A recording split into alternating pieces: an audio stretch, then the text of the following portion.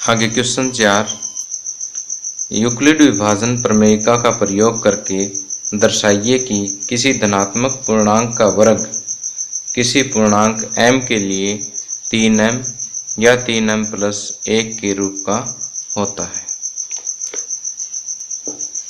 तो यहाँ मान लेते हैं कि a एक धनात्मक पूर्णांक है।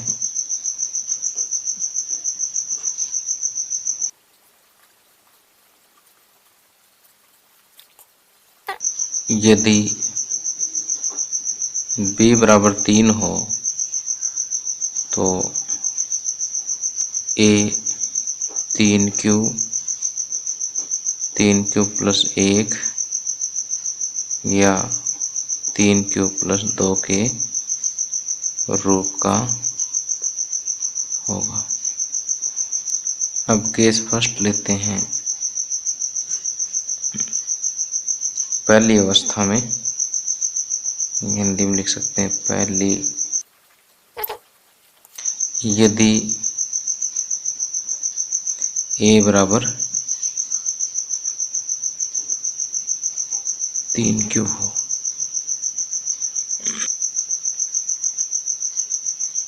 तो a स्क्वायर बराबर, क्योंकि हमें धनात्मक संख्या का वर्ग चेक करना है तो इसलिए धनात्मक संख्या a है तो a का वर्ग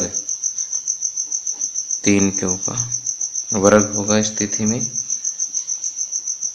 3q का वर्ग 3 तिये 9q स्क्वायर, 9q स्क्वायर को मैं लिख सकता हूँ 3 गुणा 3q स्क्वायर,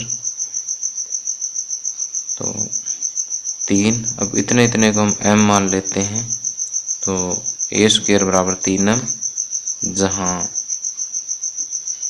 m बराबर 3q स्क्वायर। अब दूसरे केस में या दूसरी अवस्था में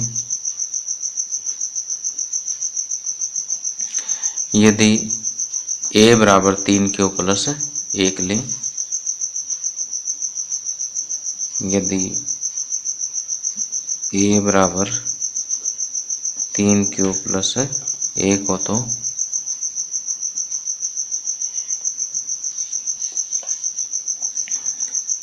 a स्क्वायर क्या होगा 3q प्लस 1 का स्क्वायर।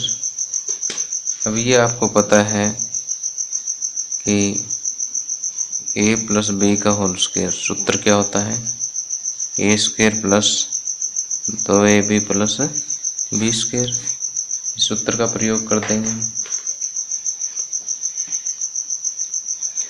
तो a square 3q square plus 2ab यानी 2 गुणा 3q गुणा 1 प्लस सेकंड यानी 1 का स्क्वायर, ये आ जाएगा 9q square plus 6q plus 1। अब इन दोनों में से 3q कॉमन ले लेते हैं, 3q प्लस 2 प्लस 1।